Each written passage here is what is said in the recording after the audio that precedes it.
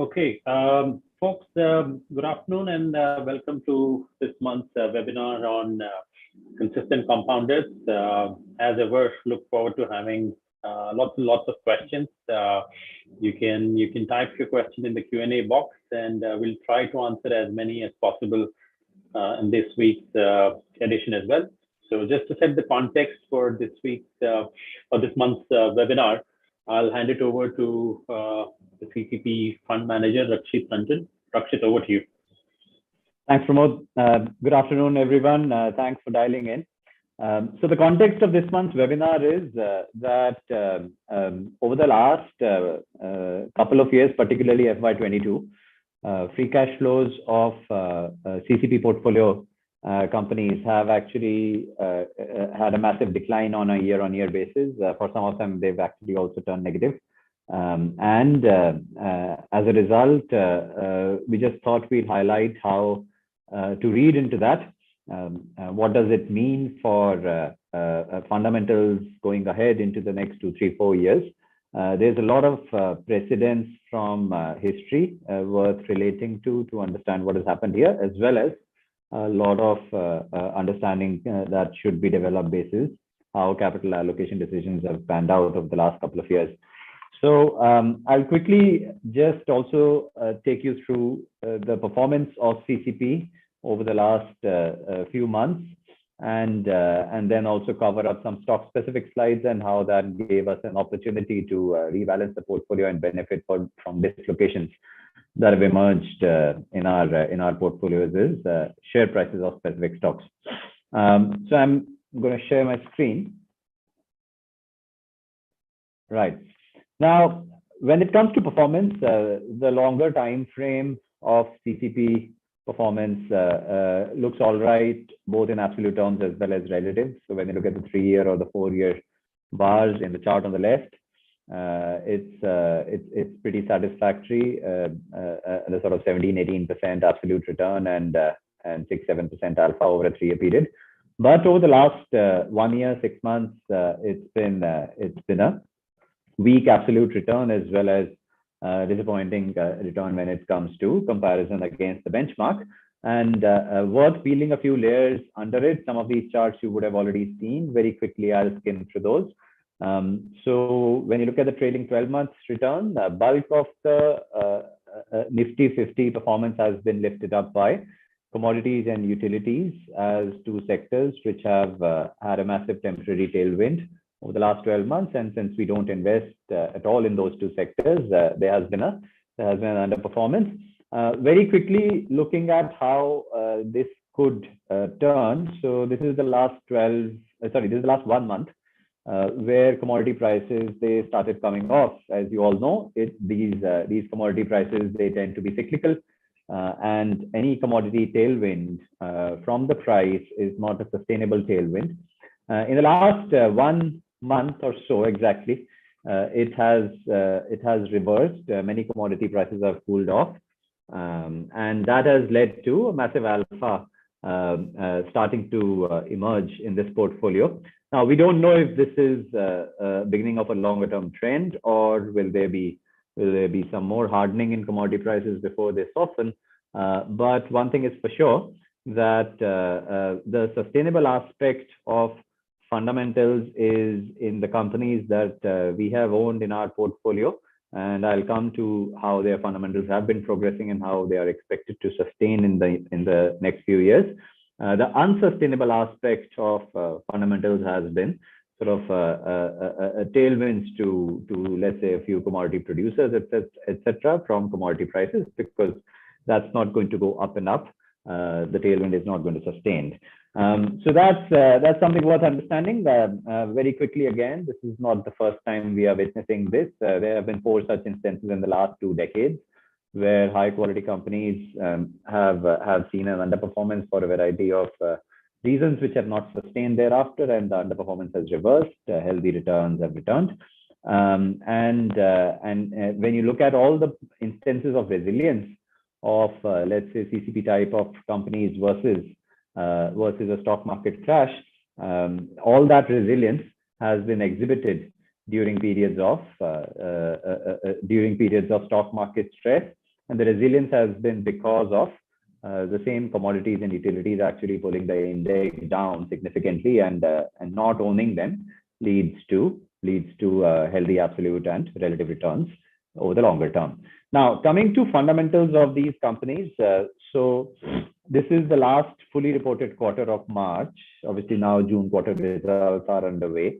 The March fully reported quarter had a healthy sort of mid to high teens revenue earnings growth and a big gap on return on capital versus the rest of the market.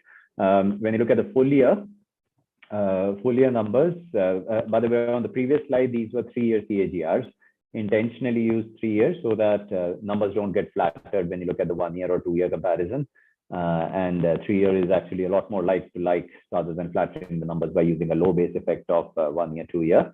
This is sort of exhibiting the full year performance of FY22 year on year, 2 year, as well as 3 year CAGRs. And you can see how, whilst revenues and earnings have been very robust, growing at a very healthy pace, free cash flows, particularly for the last year, have been pretty weak.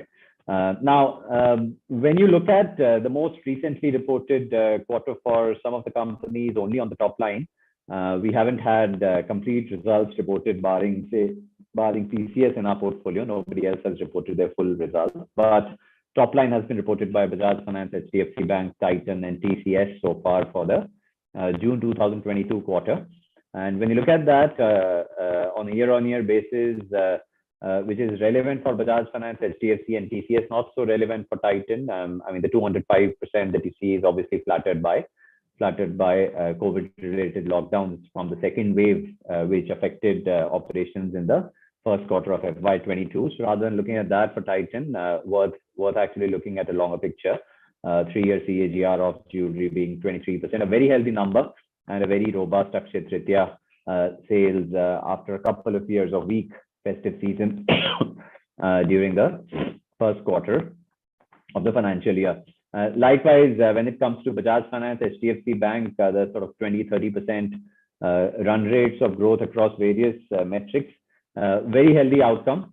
Similarly for TCS, although margins did disappoint a little bit, we believe that that factor is quite temporary and will reverse in the coming quarters because it's a period over the last 12 months, 24 months, where there was a shortage of talent, shortage of supply, which forced outsourcing of talent procurement.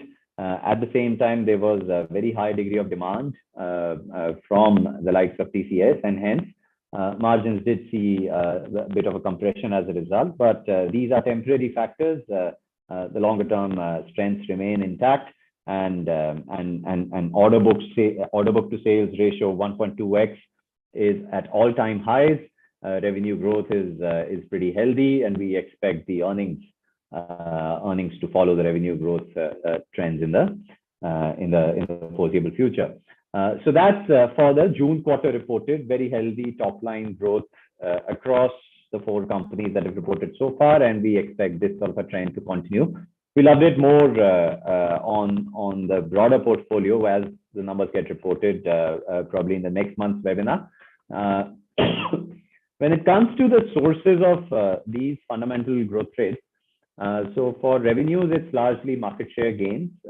So let's say the gap between a Dr. Lal PathLabs and a Metropolis, which quarter after quarter has become very healthy now. It was never as healthy as this till a year or 2 ago, right? Likewise, let's say the gap between Asian Berger and Nerolac Dulux, which is sort of 8, 10, 15% quarter after quarter. It never used to be as fat as this, as wide as this. And likewise for the lenders versus the average for the banking industry, it's not a gap which is consistent with how it used to be prior to COVID. These gaps have all widened up. This is clearly indicative of market share gains vis-a-vis organized, reasonably strong competitors, not just vis-a-vis unorganized players who obviously have lost a lot of market share to the organized players over the last couple of years. When it comes to margins, many of you might have had some concerns over the last year or so input cost inflation and its impact on the margins of our portfolio companies, which are typically consumers of derivatives of crude or consumers of yarn, commodities which have had massive input cost inflation. So yarn prices have more than doubled over the last 14 months to 31st March 2022. Crude oil prices, obviously, over the last 2 years, they have trebled from sort of $40 a barrel to more than $110 a barrel. And it's not that the margins of these companies which consume such inputs as raw materials, the margins haven't had a significant pressure. They did temporarily. So let's say in Asian Paints, the EBITDA margins, they did drop by 8-9%. From sort of 20% plus down to 13% due to the crude oil price inflation and hence pressure on the gross margin. But bulk of it has been recovered, and in the next 1 or 2 quarters, I guess the June quarter itself should show signs of further recovery. Page Industries, yarn prices more than doubled. Some price hikes were taken, not a lot. And as a result, the margin resilience has come with a very healthy volume growth, revenue growth in the more recently reported quarters. Worth sort of mentioning here that the margin resilience has not come at the cost of market share or revenue growth momentum. In fact, quite the contrary, price increases taken to protect margins have been minimized by relying on operating efficiencies for these companies in order to protect their margins. Competition doesn't have similar degrees of operating efficiencies, and hence we've had many instances where actually competition has lost significant market share in the more recent quarters, despite the fact that competition's margins continue to remain under pressure, and our portfolio companies' margins, they are showing a lot of resilience with market share gains. So that's worth bearing in mind, a clear sign of high pricing power. Now, coming to free cash flows. So this is a chart for the 9 companies, 9 non-financial stocks in our consistent compounders portfolio as of today. If you do a simple sort of weighted average using their allocations in our portfolio as the weights, if you do a simple weighted average of their free cash flow growth over the last 15 years, this is how the chart will look like. The bars standing tall are the years when the free cash flow for the overall portfolio on a weighted average basis grew on a year-on-year basis, and the bars hanging down below the zero line are the years when free cash flow became negative. As you can see, FY22 has been a massive negative year, but this is not the first time when free cash flows for this portfolio have turned negative. It is actually over the last 15 years, the 5th instance when free cash flows have turned negative. Now, one very interesting facet, every time the free cash flow has turned negative, over the next couple of years, the slope of the free cash flow line, which is sort of the bold line you see here, and the encircled portions is what I'm trying to emphasize on. The slope of the free cash flow line accelerates. It increases as the aftermath of a negative free cash flow year-on-year development bears its fruit in terms of accelerating free cash flows in the subsequent years. Why does this happen? This typically happens because the negative free cash flow years are not signs of any weakness in fundamentals. They are actually signs of accelerated investments. Those accelerated investments, they yield outcomes which are favorable to these portfolio companies, either in terms of accelerated revenue growth or accelerated operating efficiencies, or a combination of both, which leads to the next couple of years undergoing an increase in the slope of the free cash flow line progression that you see, right?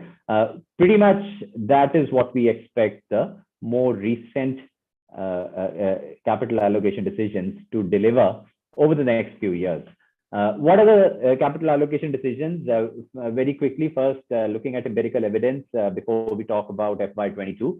So these are, let's say, 3 of those 5 years when free cash flow of most of our portfolio companies was negative, right? FY9 obviously was a crisis of different sorts. It was significant volatility in input cost, and for some of the companies, even uncertainty on the horizon around some sort of import related sort of demand supply of either their products or raw material, etc. And FY09 saw massive investments into sort of capitalizing on the opportunity. But more importantly, look at FY12. FY12 was not a year of crisis. It was in fact a year when there were ample amount of opportunities to deliver growth. I mean, this is the time when most, even largest of all companies used to report very healthy revenue growth, and India was going through a massive boom in consumption. Many of these companies, they accelerated capex to double their capacities from 2012 to 2013, and that led to massive acceleration in volume growth, revenue growth in the subsequent years. FY18 was a very interesting period. FY18 was when many of these portfolio companies, they tried to benefit from the aftermath of demonetization and GST, two events which led to massive disruption in the fundamentals of these companies, right? It's not that FY18 for revenue or earnings was a remarkable year. In fact, these disruptions, they sort of caused a lot of turbulence in the reported fundamentals of these companies. But rather than trying to worry too much about those turbulent quarters, these companies actually accelerated their investments towards working capital cycle, towards capex, in order to benefit from the aftermath of GST and demonetization. Again, as you can read in the text at the bottom, many companies, they double their capacities. So Asian, Berger, Pidilite, all of these companies in our portfolio, they double their capacities. Even Nestle, it accelerated capex in some of its facilities, state-of-the-art facilities, etc. In the subsequent periods, and that has led to the last 3-4 years double-digit volume growth, new category expansion for many of these companies, and hence healthy fundamentals in the subsequent quarters. That's exactly what we expect to see over the next few years, because if you just let's say look at 3 types of capital allocation decisions. The first one is loading up on raw material inventory when you saw forthcoming global supply chain disruption as the Russia-Ukraine war and Chinese lockdowns progressed during the Jan-Feb-March quarter. And that has led to some of these portfolio companies sitting on readily available cheap cost raw material for the month of April, May, and June 2022, which I think you will see the impact of when the June quarter numbers get reported, versus competition, where availability as well as price of raw material will be unfavorable. These companies will be able to report benefits of the working capital stocking up that they did during the Jan-Feb-March quarter.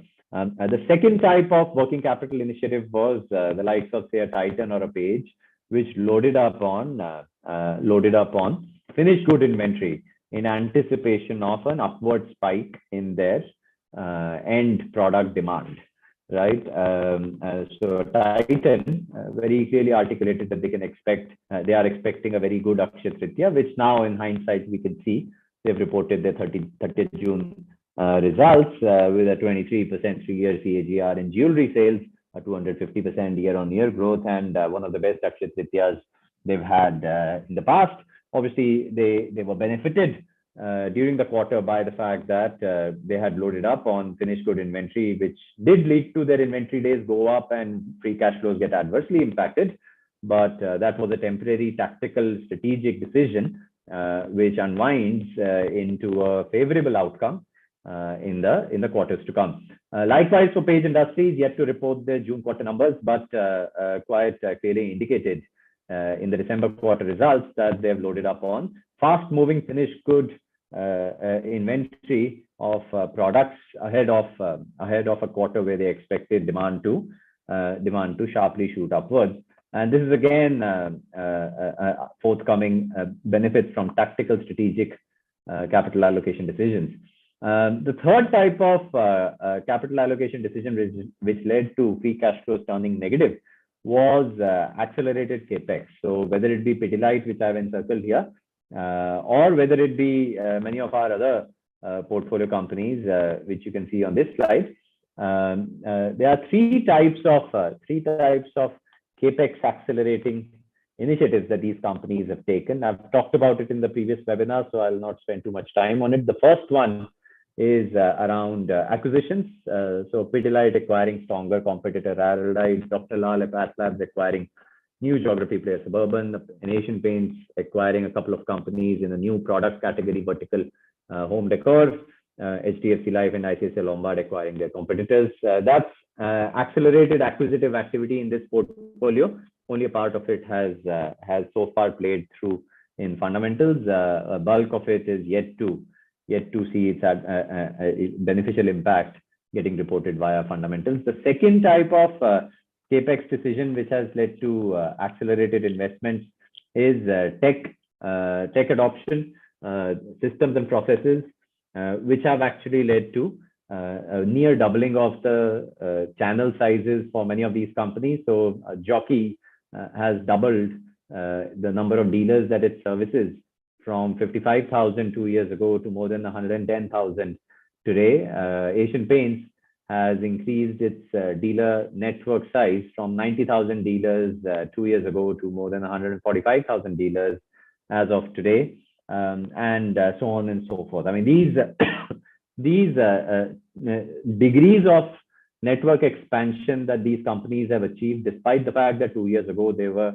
large, in many cases, majority market share controllers in their respective industries, is not a small achievement, and actually talks about how the sort of demand forecasting software, the auto replenishment systems, and various other tech investments that they've done, how they have helped manage widening of SKUs, deepening of their distribution networks, and higher returns on capital for both their channel partners as well as for these companies progressively. This will meaningfully add to their sort of competitive advantages in the years to come, and deliver acceleration in growth as these channel partners, the newly onboarded channel, it starts selling the products in the quarters to come.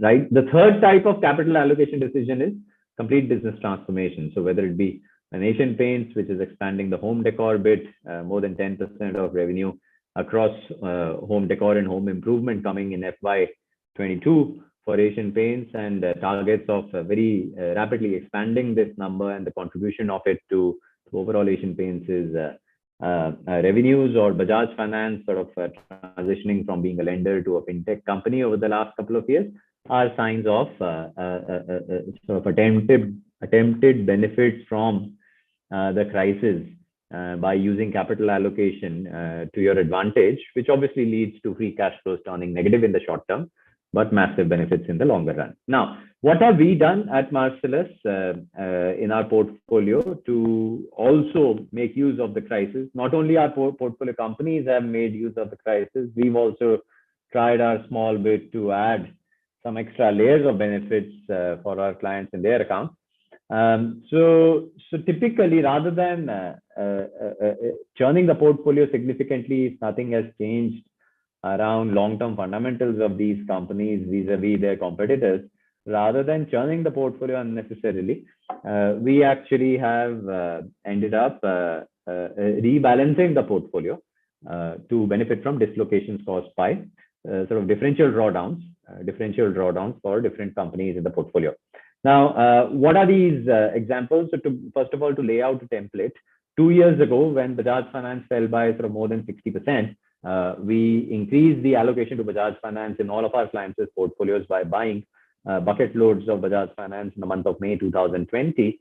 And in order to make those purchases, we shaved off a couple of percentage points from stocks such as a Nestle or an Abbott, which we had at that time in the portfolio, because these were the companies whose share prices actually went up in the opposite direction from Bajaj Finance, and caused the dislocation in the portfolio. And that sort of an activity of shaving off from stocks which have gone up and buying more of stocks which have fallen off, it yielded significant results, which you can see in the last column here.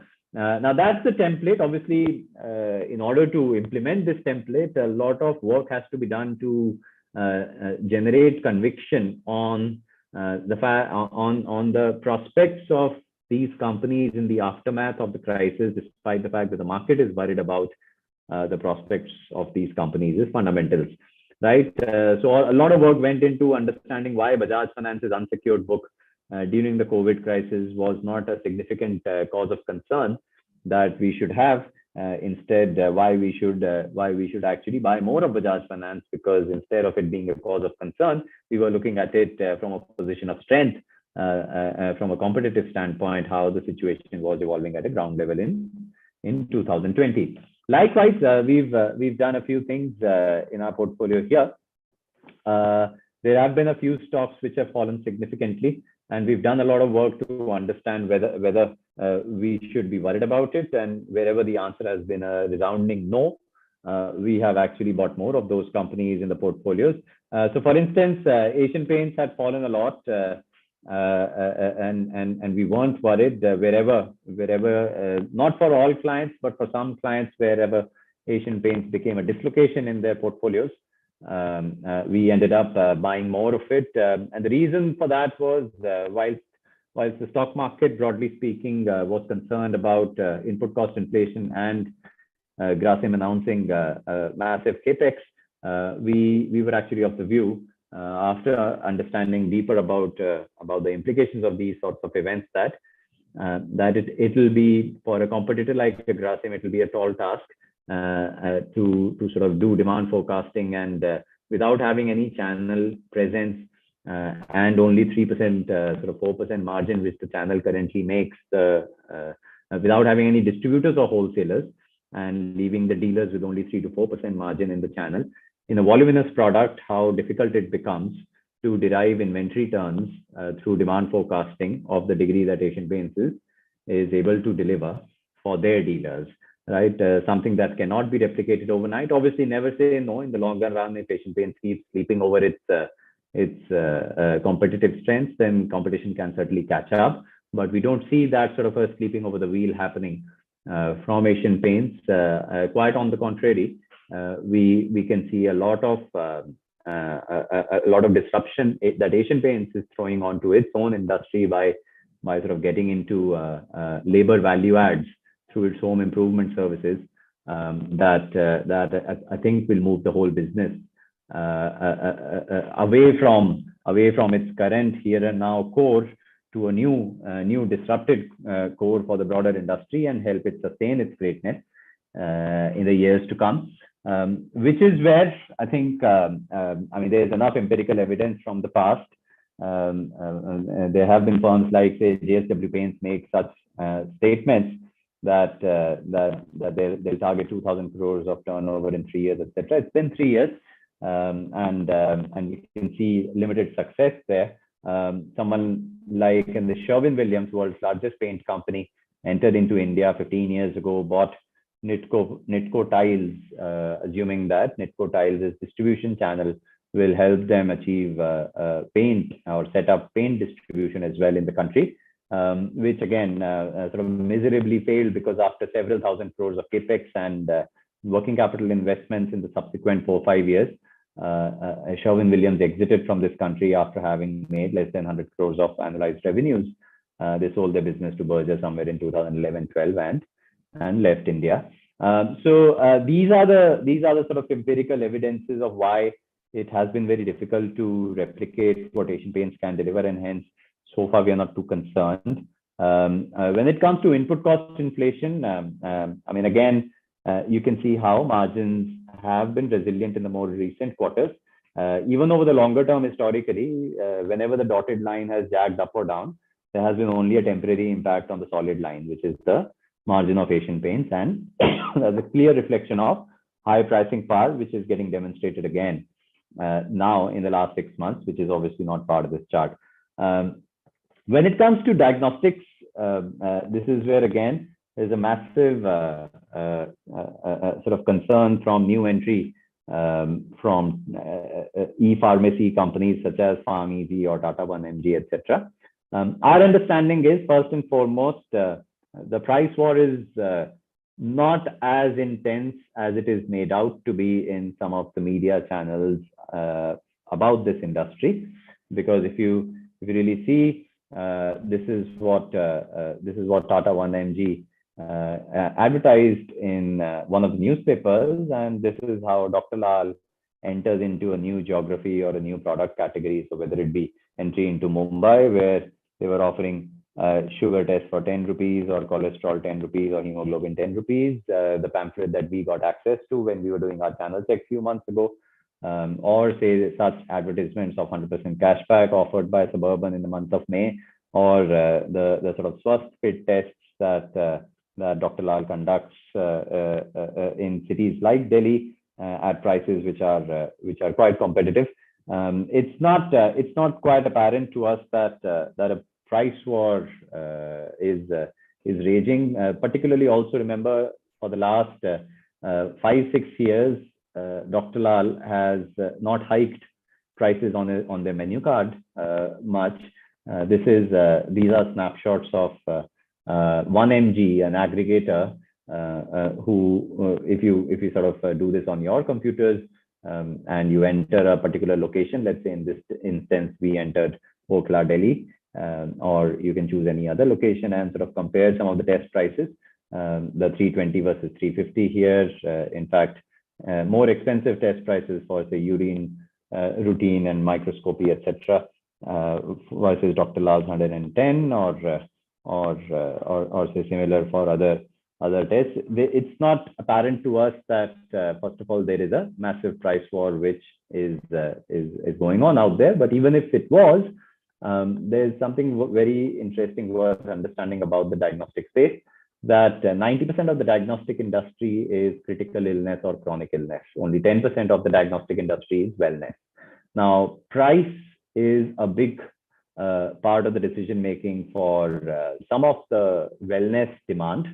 It's not a big part of the decision making for the bulk of the illness testing demand, right? And the reason for that is simple. When you compare the left-hand side half versus the right-hand side half, the illness diagnostic demand has got a patient who's suffering, and hence the patient wants accuracy of reports and fast turnaround of the report after sample has been collected.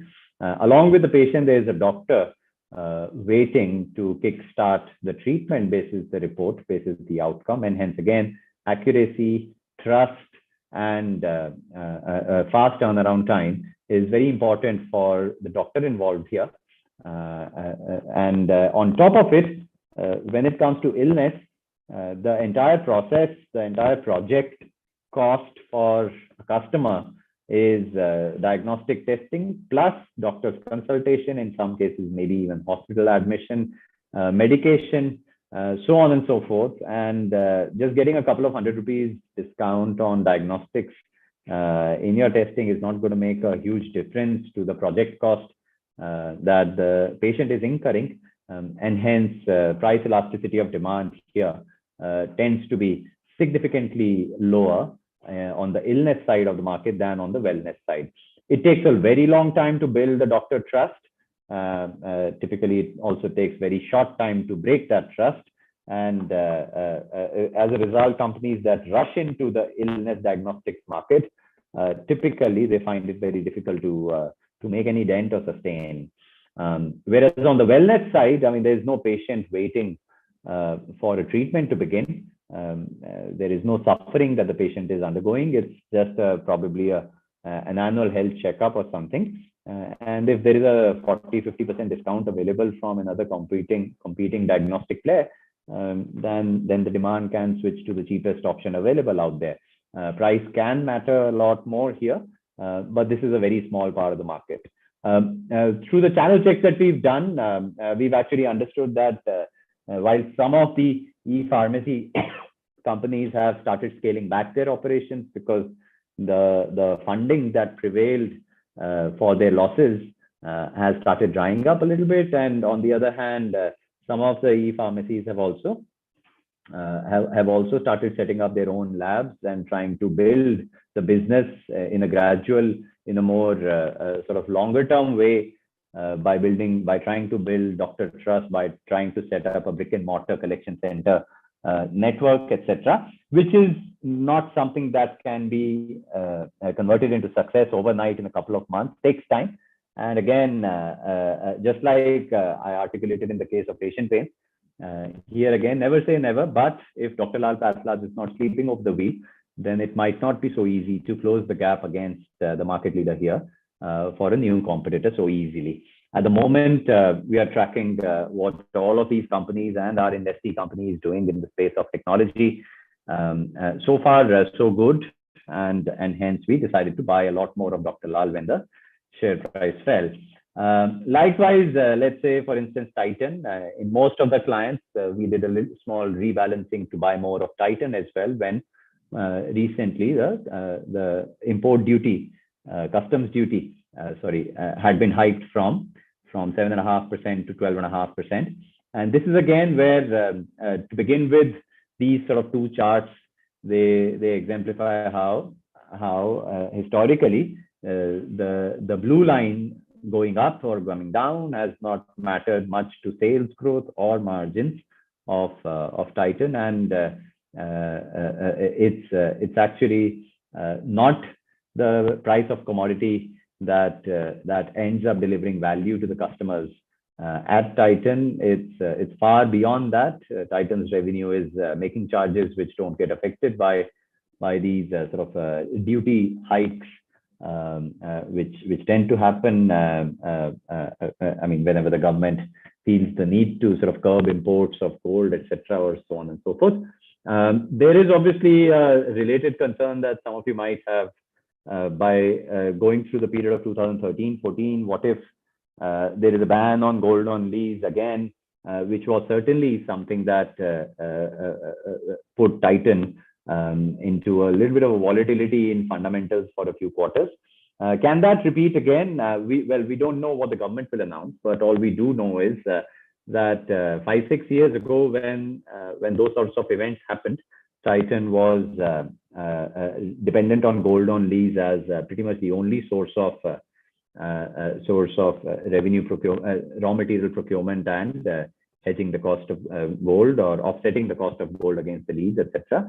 But now that's actually not the case. Gold on exchange is actually a far greater source of raw material procurement, and gold on lease is a far smaller source of raw material procurement compared to, say, 5-6 years ago. Again, we don't know what the government will announce, but we do know that Titan is a much better prepared company with substitute options available if there's a repeat of what happened 5-6 years ago when current account deficit was in a difficult zone and the government wanted to curb gold imports in a very radical way. So we're not concerned again here, and hence in most portfolios you would have seen over the last 1 or 2 months we've loaded more up on Titan. Very quickly, this is a chart on TCS. Last 1 or 2 days we've seen a correction in the share price because there was a margin compression, or because there might be some concerns about the forthcoming demand environment if the American economy goes into a recession, etc. At least this chart shows that all such periods of relatively muted demand tend to be temporary.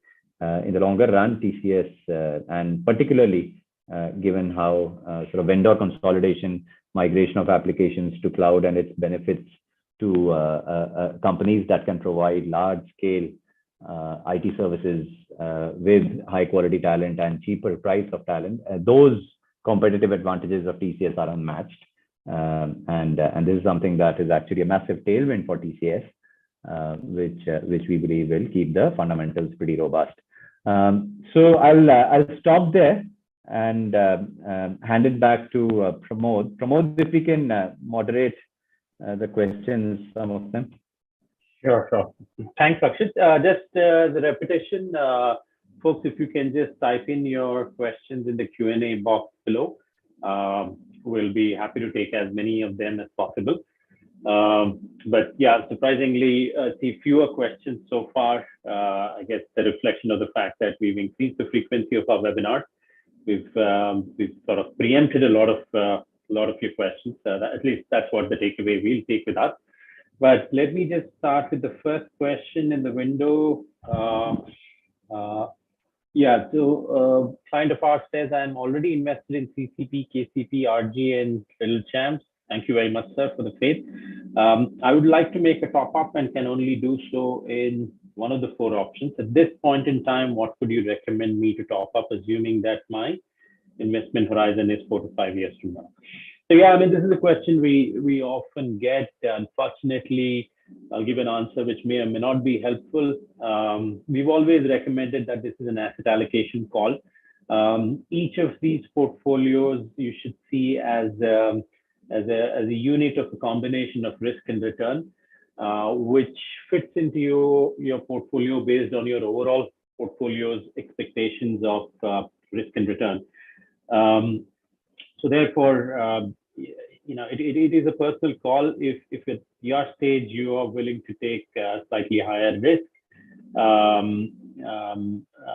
in anticipation of higher returns, I would say Rising Giants and Kings of Capital would be the choices here. Unfortunately, Little Champs is closed for fresh subscription, so that's out of the reckoning. On the other hand, you'd rather have a more steady return with relatively low volatility from a longer term standpoint. I think the consistent compounders would be the recommendation here. Unfortunately, beyond that, we don't tend to sort of time a particular portfolio investment. The good thing is you mentioned that your investment horizon is 4 to 5 years, which is pretty good for any of these investments. So that's on that. That you preempted some of the questions coming up on ramping up capex and working capital investments. Yeah, so there's one question on the duration of past declines. I know we've addressed this in some of the past webinars.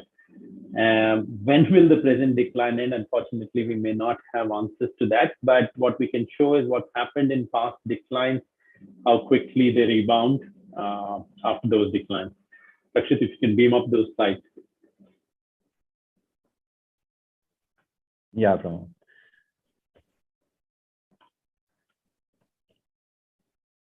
Right. So this is a chart from Diamonds in the Dust, and an older variant of this chart was also there in Coffee Can Investing.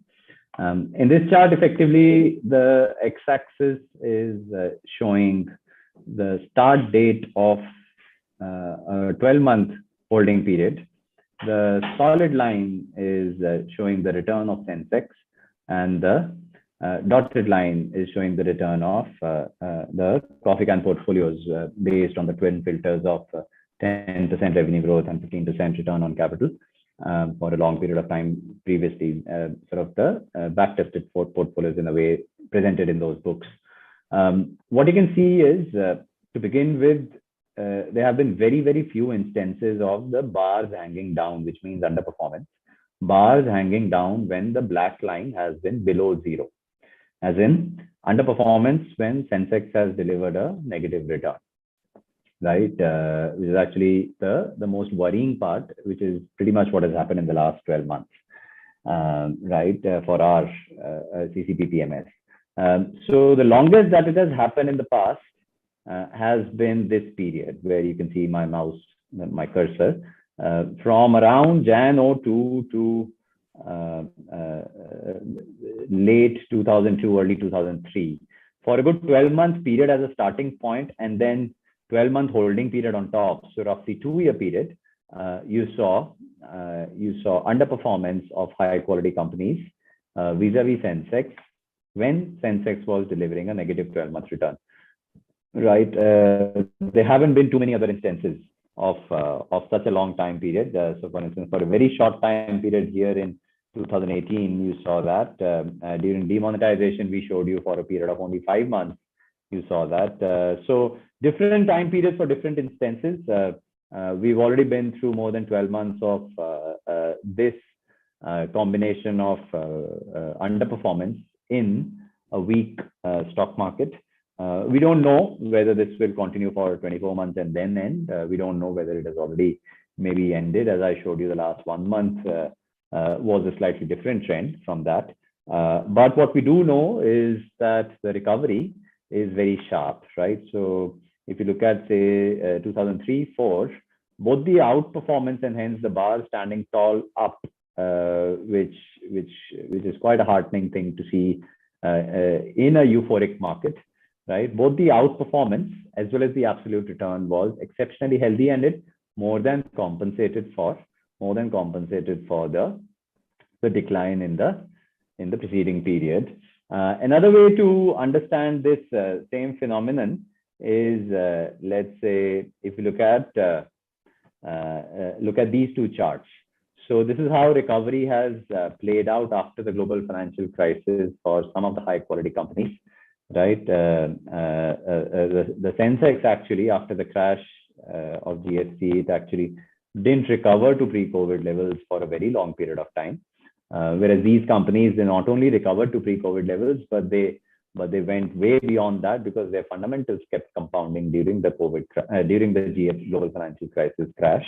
And hence the table, the last column on the right, you can see how Sensex versus all of the other stocks over the next 3 years. This is absolute return for 3 years. So you analyze it and you'll get 30, 40, 50% CAGRs here.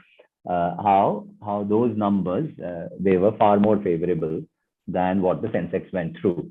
Likewise, when you look at, say, an Asian Paints share price recovery after a more than 20% drawdown within a 3-month period, right? It has happened only 7 times when Asian Paints has fallen by more than 20% within 3 months. Every time it has happened, if you bought Asian Paints at the 20% drawdown level, regardless of whether it continued to fall thereafter or not, but if you bought Asian Paints at the 20% drawdown level, then the next 12-month return is what this column here depicts at the bottom. It's an average of sort of 30, 40, 50% over the next 12 months, which sort of indicates how sharp the recovery tends to be in order to catch up with fundamentals for these companies. So that's something which is worth highlighting. And then this is the holiday period ending outcome. So the first column highlights the holiday periods where for 12, 15, 18 months, share prices, they didn't do anything despite the fact that the fundamentals kept compounding. Investors' concerns were all around macro. But once those concerns, they went away, the encircled part shows you how sort of 30, 50, 70% annualized returns over the next 1 or 2 years in order to catch up with fundamentals, which had gone way ahead of share prices. So that's what we expect the portfolio companies to do as they sort of catch up with fundamentals in the years to come. Right. So somebody rightly asked the question, a lot of our examples tend to be focused on a few of our portfolio companies. Can we talk about the less talked about companies? Few people have asked about Kotak, particularly when it comes to making investments for the future. What do we see that Kotak is doing to accelerate growth for the next decade? Can you give some examples of their investments and so on? Right. So look at it like this. So Kotak has had a weak return on equity of only 13, 14% over the last several years. Interestingly, not because its NPAs have been significantly high, not at all. Its weak return on equity has been when Kotak's net interest margins are one of the healthiest in the banking industry's cost of funds are the lowest, even lower than HDFC banks, and hence it's one of the healthiest quality of fundamentals that this bank has possessed. The return on equity has been low because it has always accumulated capital when it is available at cheaper rates, and hence that accumulation of capital on the balance sheet has always kept Kotak in a great position to accelerate growth whenever the time comes. And you can see in the last couple of quarters, the annualized growth rate of Kotak on the loan book side has been sort of north of mid 20s, low 20s, In fact, if you analyze the last couple of quarters of loan book growth, it is north of 30% for Kotak for the March quarter, the December quarter. The long-term average outcome of Kotak historically as a result has been around 20-21% EPS CAGR, and that's something which actually attracts us towards this bank, because although it isn't as granular in its lending as say an HDFC bank is, it's very similar in discipline of lending as say an HDFC bank is. And along with that, it has built a massive granular liabilities franchise over the last 4 or 5 years, something that is unmatched in the industry. And today, Kotak is, as a result, on the liabilities side, amongst the best, on capital adequacy ratios, amongst the best, on NPAs, amongst the best. And the growth has started to pick up, accelerate.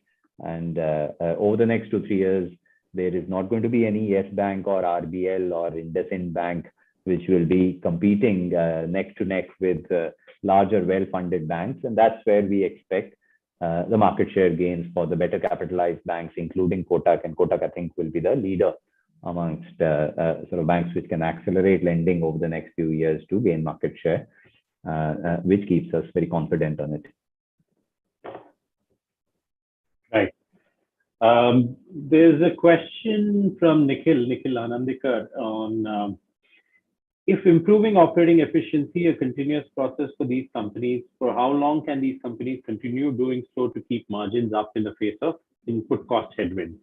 Is there a point where it won't deliver the required margin growth? Right. So look, there are 2 types of operating efficiencies. One, those which support margins, which is perhaps the question that you're talking about. Those operating efficiencies are a combination of scale efficiencies and smart use of advertising budgets, change in formulations of manufacturing plants, a little bit more of automation, and hence reduction in employee costs to sales ratio from manufacturing side, so on and so forth. I mean, those are the sorts of operating efficiencies. The more tech you use, the more systems, processes you use to do repetitive tasks in a low-cost fashion, the more such operating efficiencies will keep coming through. As these companies expand geographies, so to give you a simple example, say a Dr. Lal PathLabs, massive operating efficiencies have been the reason why in the last 5-6 years, Dr. Lal has maintained its margins without hiking prices, and hence, in effect, all cost inflation impacts on the P&L have been taken care of through operating efficiencies of Dr. Lal PathLabs. This company has not hiked its menu card prices over the last 6 years now, right? At the same time, if Dr. Lal achieves, let's say, doubling of its revenue base on Suburban, then the EBITDA margin of Suburban is also likely to sort of near double. That's the degree to which operating efficiency potential exists in a business like Suburban. And Suburban is not a small part of the overall business when it comes to comparative sizes. And if it does grow at a much faster pace than say North and East for Dr. Lal, then this will move the needle meaningfully for overall earnings growth and hence operating efficiencies from say Suburban for Dr. Lal can be massive. So those are the P&L operating efficiencies which help protect margins, help avoid price hikes, help make the products more and more affordable for these companies, and then put more pressure on competition. There are second type of operating efficiencies as well, which help generate free cash flow growth. And many of these portfolio companies then don't worry about earnings growth once free cash flow growth is coming through because of those operating efficiencies. And this is around working capital related initiatives, inventory days reduction, asset turn expansion, etc. Now, to what extent can these companies keep reducing their inventory days? Obviously, they can't go down to negative. Inventory days cannot be negative for these companies. But many of these companies are currently sitting on average inventory days of anywhere between 70 to 100, right? From 70 to 100 inventory days, even if they reduce the count of inventory days by only 10 or 15 over a period of say 5 or 10 years, that adds at least a couple of percentage points to the CAGR of free cash flows, right? An 80 going down to 70 over a 5-year period, right? It's certainly more than 1.5% CAGR for these companies, and that is something which I don't see saturating at least over the next 5 or 10 years. As more and more tech investments keep progressing, there is a possibility for at least a decade or two, you'll see these operating efficiencies continue. By the way, this is not just an India phenomenon. If you pick up the high quality companies in most sectors listed on say US stock exchanges in Europe, you'll see free cash flow compounding being 2, 3, 4 percentage points higher than earnings growth for many of those companies since 2003, 2004. And it's a phenomenon that has existed predominantly as technology has evolved, and not all companies use technology equally. If some companies do it better than others, then they are able to drive free cash flows through these operating efficiencies. So we are nowhere close to saturation is what I would say, neither on the P&L nor beyond the P&L on these operating efficiencies. Fair enough. There's a question on Titan. I don't know what the exact intent is here. Titan has currently 2,000 odd stores across jewelry, watches, and eye care.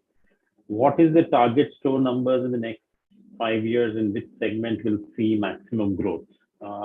Perhaps worth highlighting why Titan has more than one cylinder firing for it. Yeah, so Titan is a different company now than what it was 4 or 5 years ago in many ways. Titan is also a very different company from many of our other portfolio companies.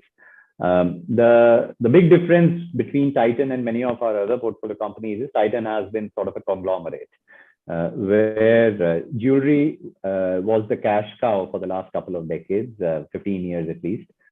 All the cash generated from jewelry was then deployed to seed some of the other businesses. Where Titan has significantly changed as a business versus what it used to be in the past is that till 3 or 4 years ago, barring jewelry, nothing else was making reasonable enough returns for Titan. Most businesses were loss-making. Even their eye care was loss-making. Watches wasn't growing. There wasn't any wedding jewelry significant contribution from it to overall jewelry sales for Titan till 3 or 4 years ago. Now it has actually become a company composed of several verticals firing at the same time. Not all in a symbiotic manner, but there are so there might not be synergies directly, but there is a lot of benefit in being the kind of company or investing in the kind of company that Titan is.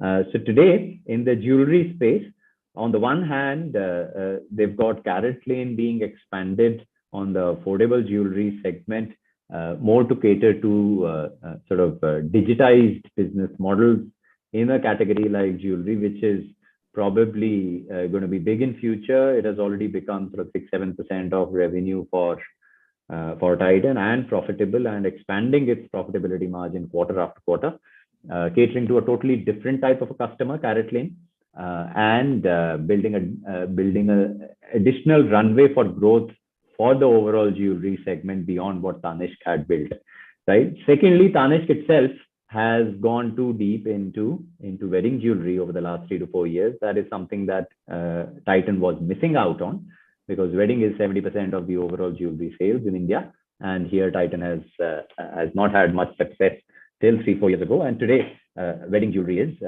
almost a quarter of Titan's revenues, and growing at a faster pace than non-wedding jewelry of Titan.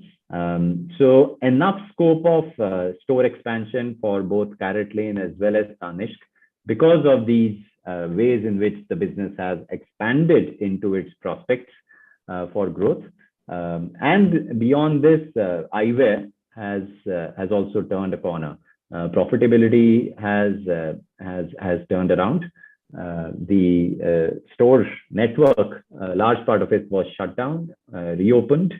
The frame manufacturing was brought in-house, so on and so forth. Many business level changes were made to make it a deeply moated business, something that till three or 4 years ago was lacking in the jewelry offerings of Titan, which started expanding from 2007-8 onwards.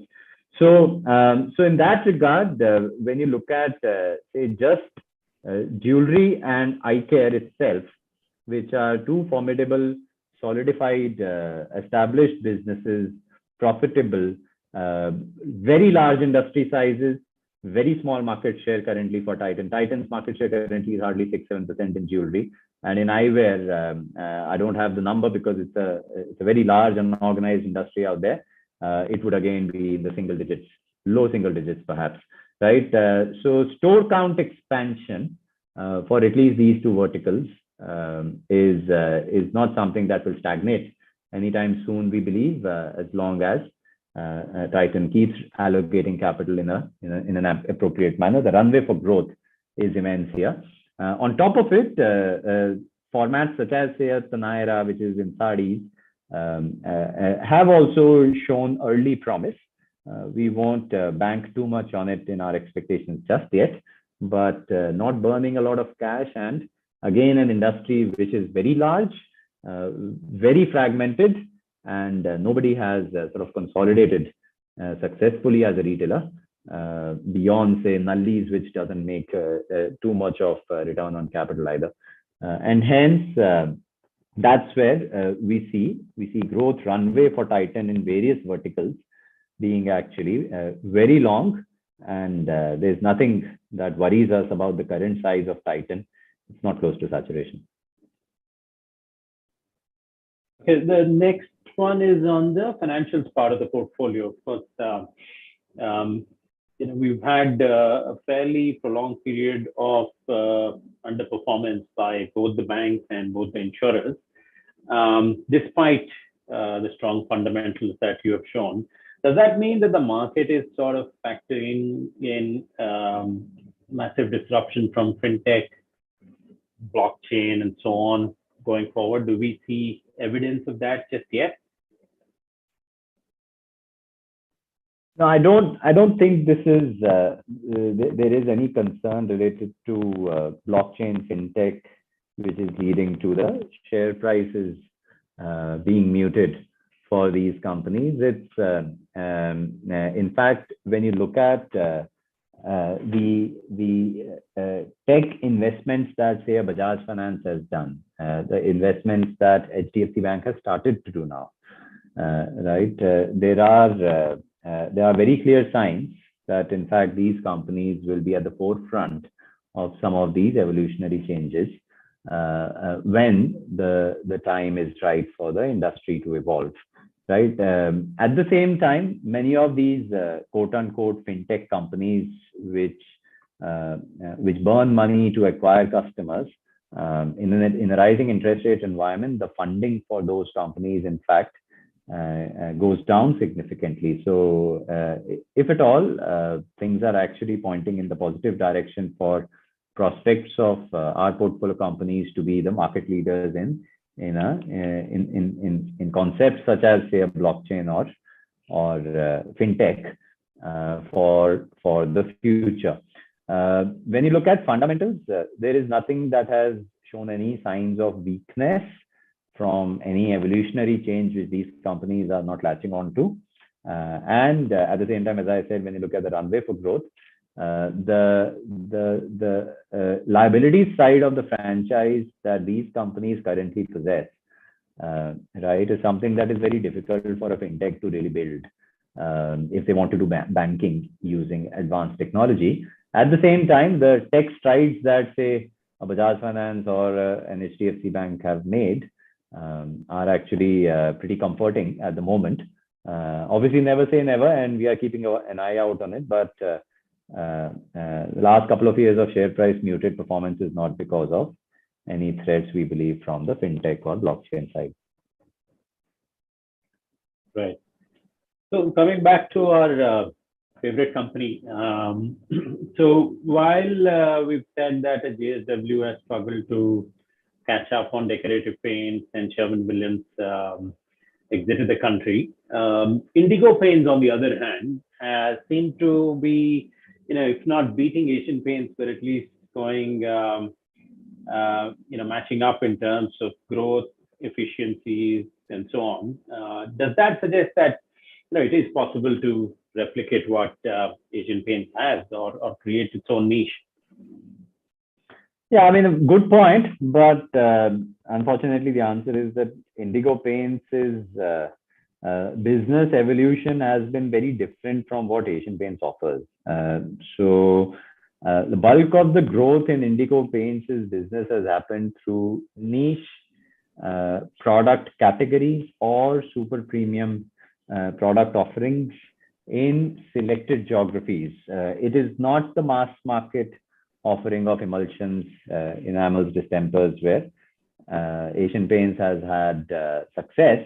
And hence, it's actually not so much like for like either on the geography or the product portfolio side for Indigo Paints. Secondly, all the success that Indigo Paints has had over the last, say, decade or so has been with a lot of struggle also in trying to compete against Asian Paints in its core turf, right? So wherever you look at neck-to-neck, head-to-head, product-to-product comparison, Indigo Paints has struggled whenever it has attempted to get into the mass market, large-scale categories of decorative paints, right? So that is the big difference. So I would actually say Berger is a much better comparison. If somebody were to point out towards a company which is a competitor and sort of running at a rate similar to that of Asian Paints, it's not Indigo, it's more Berger, because Berger is doing it in a way which is a little bit more sustainable than the way Indigo Paints is approaching it. Berger is selling exactly what Asian Paints sells.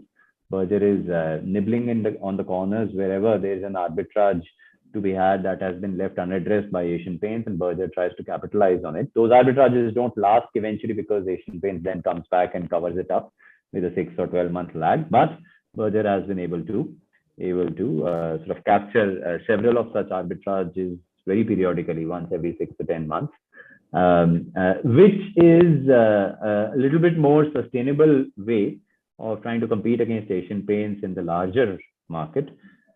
Compared to what Indigo has done. But having said that, all credit to Indigo. They built a formidable business very successfully over the last 10, 11 years. And yeah, if they do transition into being mass market ability to provide supply chain efficiencies, which matters the most according to us in the paints industry, then yeah, they could be the third formidable player in this industry rather than anybody else.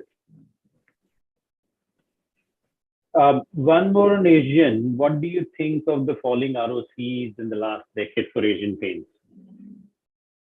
Right. So, look, the incremental ROCE that Asian Paints has generated over the last decade or so has been around 24, 25, 26%. As in the incremental capital that they've deployed. The historical ROCEs were around 35, 40%, and hence the average is come down very gradually to sort of low 30s. So yeah, the low 30s ROCs are about 5, 6, 7% lower than what 10 years ago return on capital employed used to be. But this is also a phase, the last 5, 6 years in particular, has also been a phase where Asian Paints has attempted to expand products in a way that it has never done before, attempted to expand services in a way that it has never attempted before. And these attempts, they, whilst generate initially lower return on capital, they add massively to the long-term revenue growth, the longevity of the business, and its ability to sustain against potential disruption. So for instance, A very valid question can be that if Asian Paints maintained its 40% return on capital employed and had not done putty, primer, waterproofing, and home decor services, right, then what would have been the damage to the fundamentals reported in the last 4-5 years? Well, not a significant damage would have happened had they not done these 4-5 new segments, but certainly another 3-4-5 years from now, if let's say someone like an Amazon, let's say, were to make B2B distribution available to Nerolac, and a Nerolac product can be delivered via Amazon in 3 to 4 hours after an order is placed, very similar to what Asian Paints can deliver using their own demand forecasting, then the moat of Asian Paints becomes significantly at threat.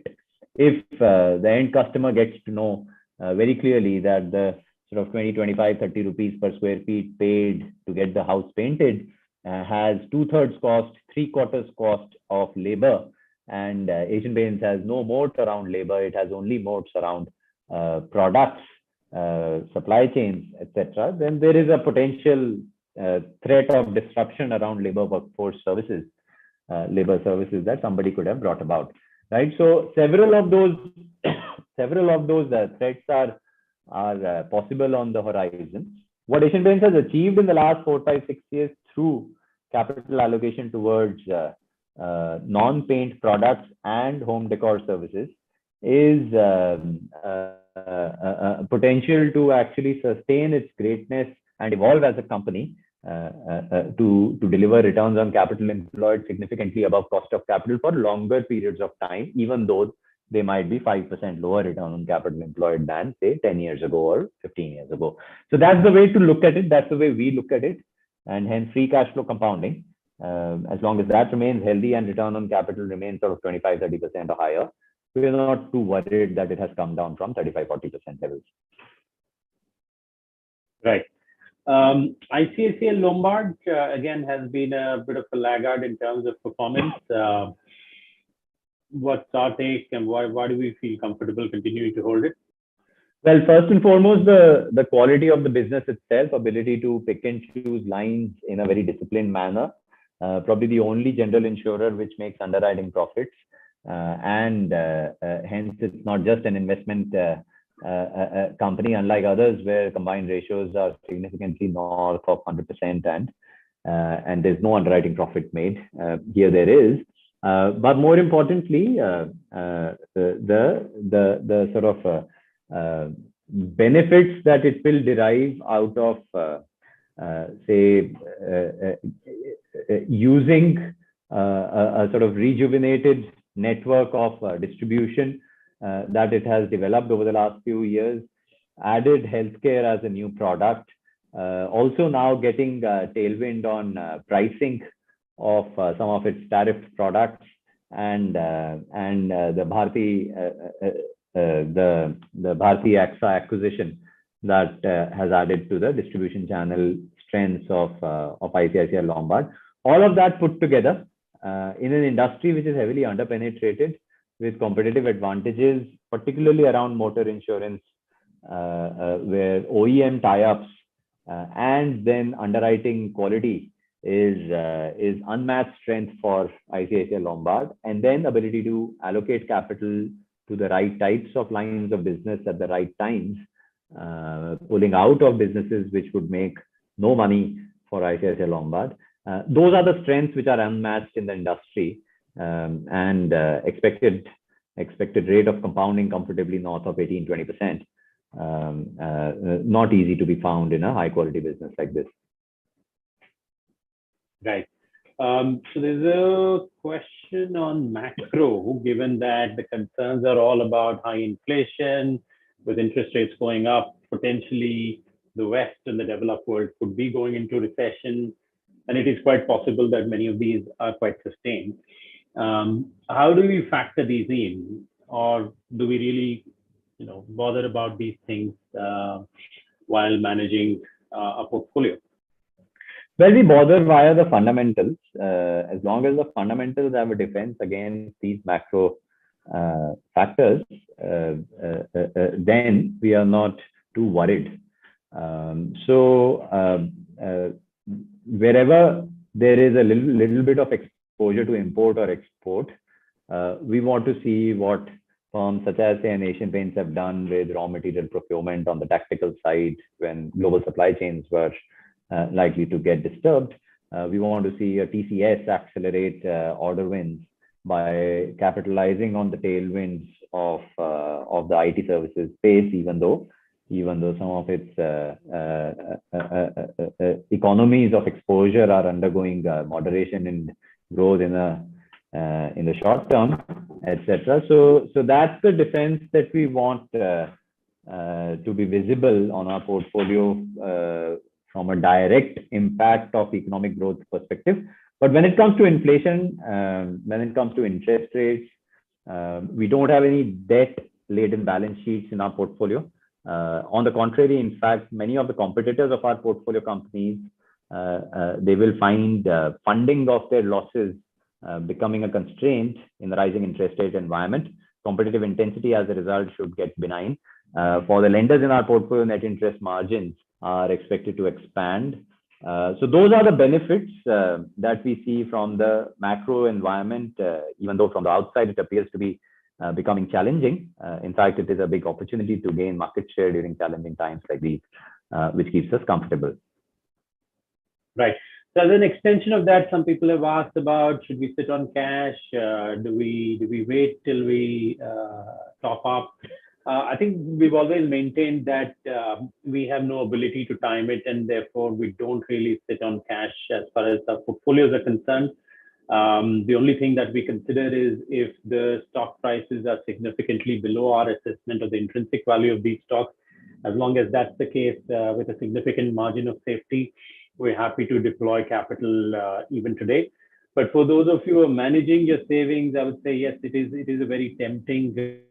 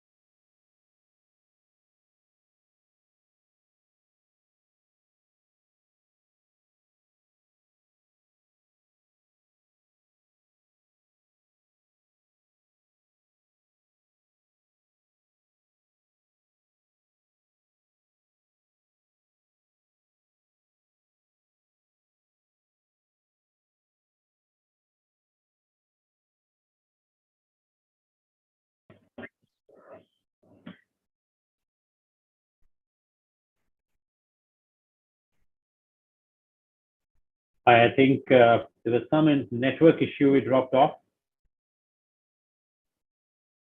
Yeah, sorry, Pramod, I dropped off. I'm back now.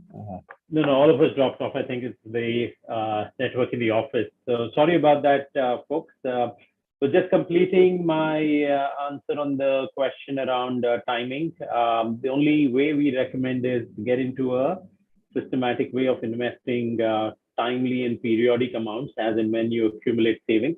Otherwise, if you're sitting on a pot of money, you either have the option of investing as a lump sum, or you have the option of taking our systematic transfer plan, which sort of staggers your lump sum investment over 5 months.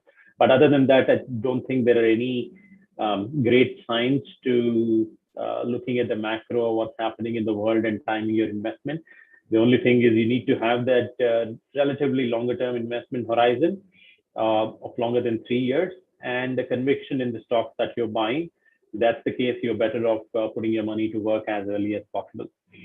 Now, switching back to stock specific questions, Rakshit, Pidilite, what do you think those acquisitions and the tech investments that you've talked about the past 4 years will do to Pidilite's top line and bottom line growth over the next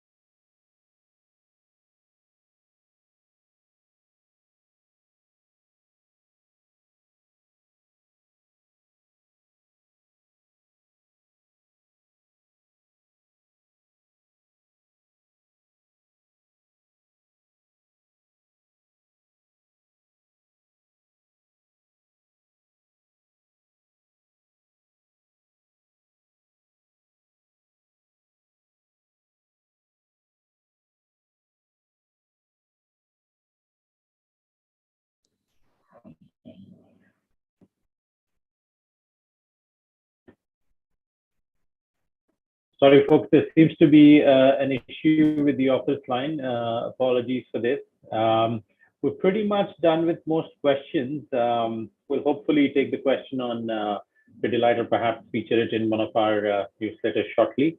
But once again, apologies for the breakdown in the network. Hopefully, we'll be back soon over the next few days with another webinar from one of our other portfolio managers. Look forward to having all of you then. Thank you.